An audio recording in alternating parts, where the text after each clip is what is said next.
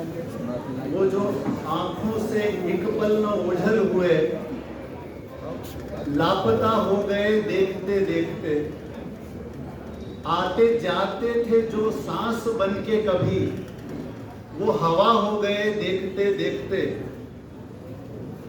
वो जो जीने की वजह थे वही बेवजह हो गए देखते देखते, वो जो कहते थे बिछड़ेंगे ना हम कभी, अलविदा हो गए देखते देखते। महानुभावों, लगभग 3 साल पहले महाराष्ट्र में एक फिल्म रिलीज हुई थी जिसका नाम है झिम्मा। आई थिंक आप लोगों ने फिल्म देखी होगी।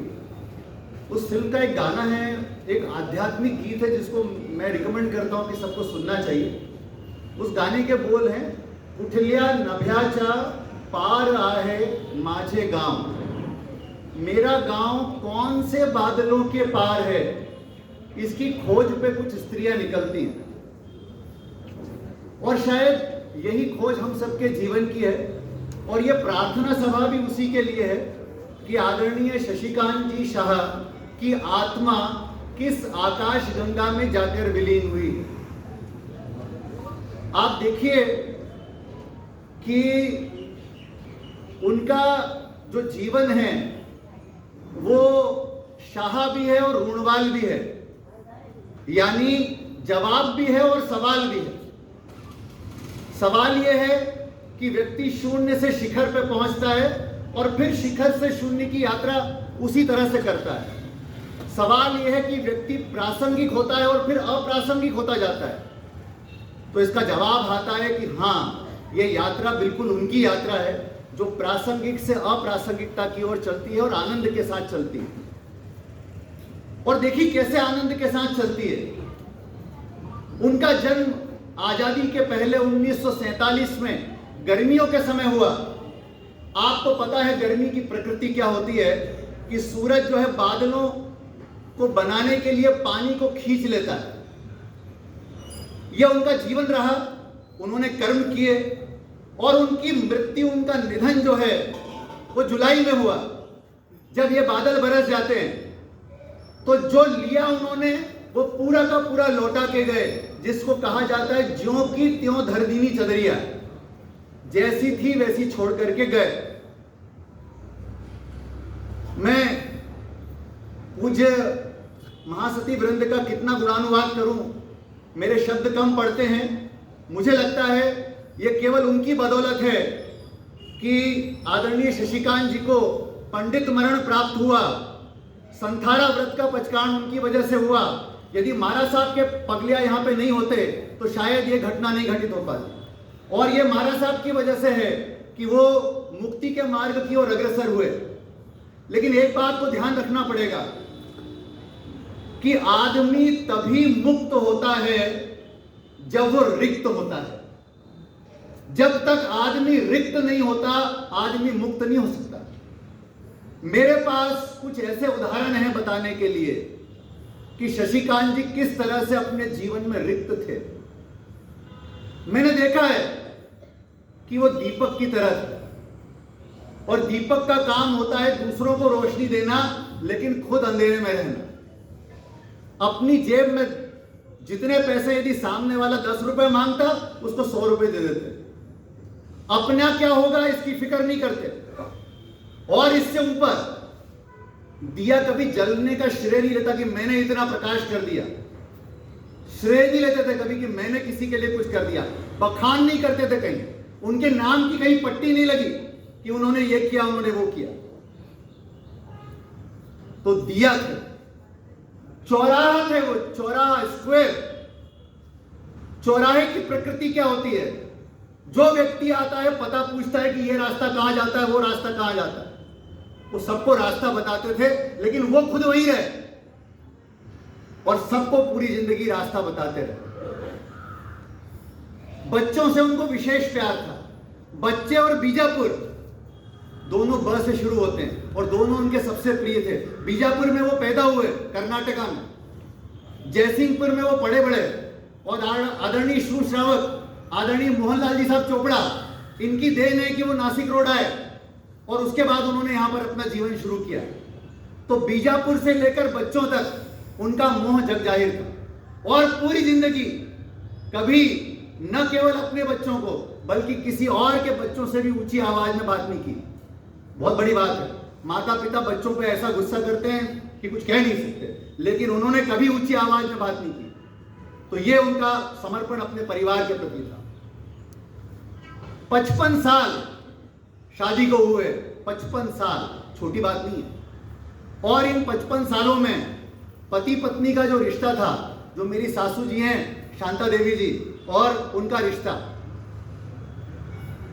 मैंने देखा है खुद, मैं साक्षी हूं इस बात का, कि यह नियम था कि शांता देवी को कहा गया कि इधर आ जाओ, तो उनको पता था कि दूसरी बार यह आदमी आवाज नहीं देगा।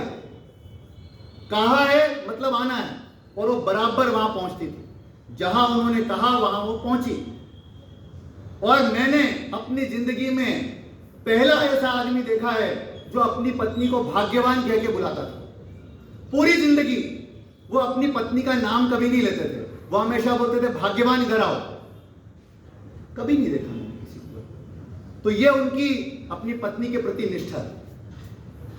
वो जिंदगी में कई बार अस्पताल गए, कई बार। आखिरी बार इस अस्पताल में आने से पहले, जहां पर उन पर संतों की कृपा बरसी, उस अस्पताल में जाने से पहले भी आदरणीय परेश भैया बैठे हैं, परेश भैया की शादी के समय भी वो अस्पताल गए थे। उनके सिर में, ब्रेन में भारी चोट आई, 2 बार अस्पताल गए। लेकिन उनका स्वभाव था, वो टेंशन नहीं लेते थे ज्यादा, न टेंशन देते थे न लेते थे। और उनको भरोसा था कि मैं ठीक होके आऊंगा। डॉक्टरी पढ़ी नहीं थी लेकिन डॉक्टर थे वो, सब जानते थे कि किस चीज की क्या दवा है।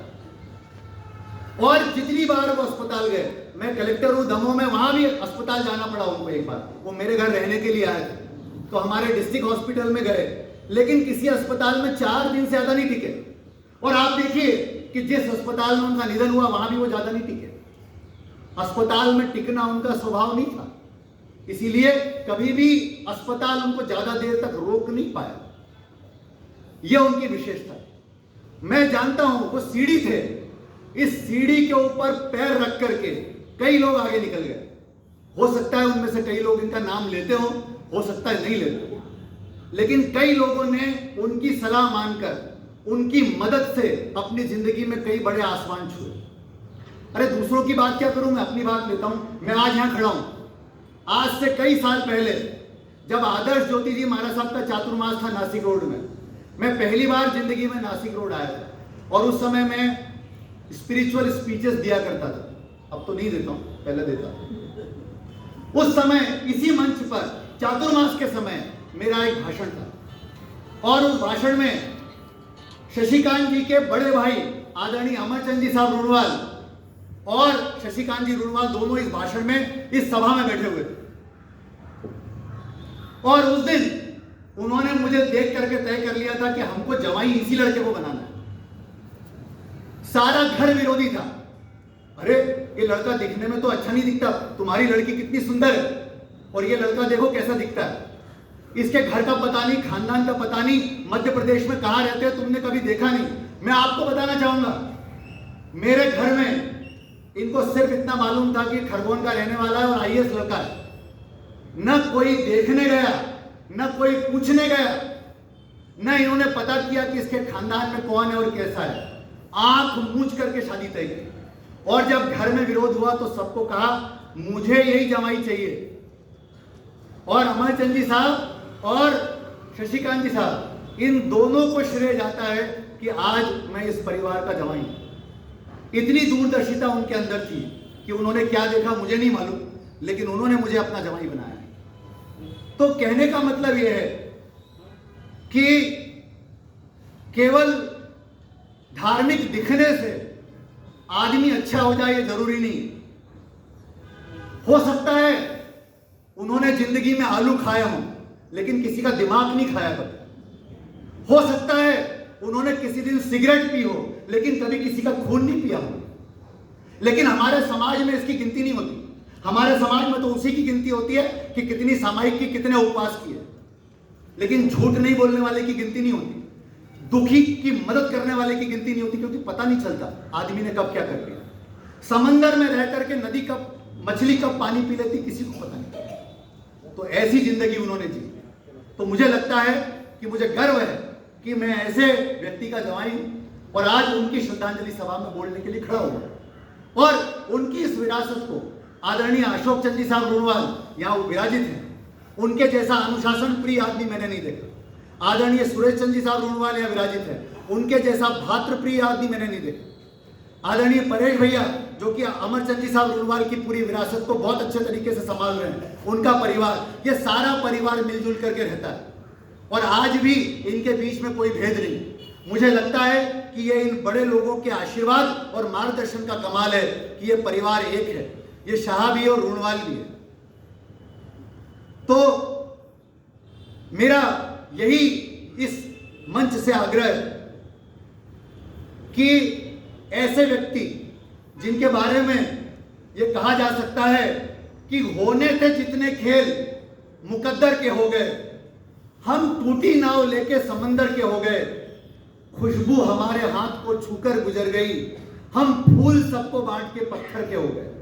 सबको फूल दे दिए और खुद पत्थर रहे पूरी जिंदगी। इसीलिए आज वो हम सबको याद आते हैं। मैं पूरे परिवार की ओर से उनके श्री चरणों में श्रद्धा सुमन अर्पित करता हूं और यदि उनकी जिंदगी का एक अंश भी, प्रेरणा का एक अंश भी मैं अपने साथ ले सका तो मैं अपने आप को बहुत सौभाग्यशाली मानूंगा। मुझे गर्व है कि उनकी बेटी मेरी पत्नी है और हमारा आज 25 साल का साथ हो गया है। मुझे याद है कि अमरचंद जी साहब रुणवाल का निधन 25 नवंबर 2001 को हुआ था और आज उसके बाद इस परिवार पर यह संकट दूसरी बार 24 साल के बाद आया। और मेरा भरोसा है कि जहां मनोज भैया जैसे, परेश भैया जैसे, आशीष जैसे, डिंगू भैया जैसे, मनीष जैसे, मिलिंद जैसे, मोनिका जैसे, सुशांत जैसे, यशपाल जैसे भाई बहन सब साथ में हैं, इस परिवार का कोई बाल बांका नहीं कर सकता। तो अंत में बस ये कह करके मैं अपनी वाणी को विराम देता हूं इनके बारे में कि जादू है मेरी आंख में या उनके नाम में, उनका मिटाना नाम मिटाने के बाद भी आते रहे वो याद भुलाने के बाद भी, आते रहे वो याद भुलाने के बाद भी, और जलता रहा दिया बुझाने के बाद भी। धन्यवाद।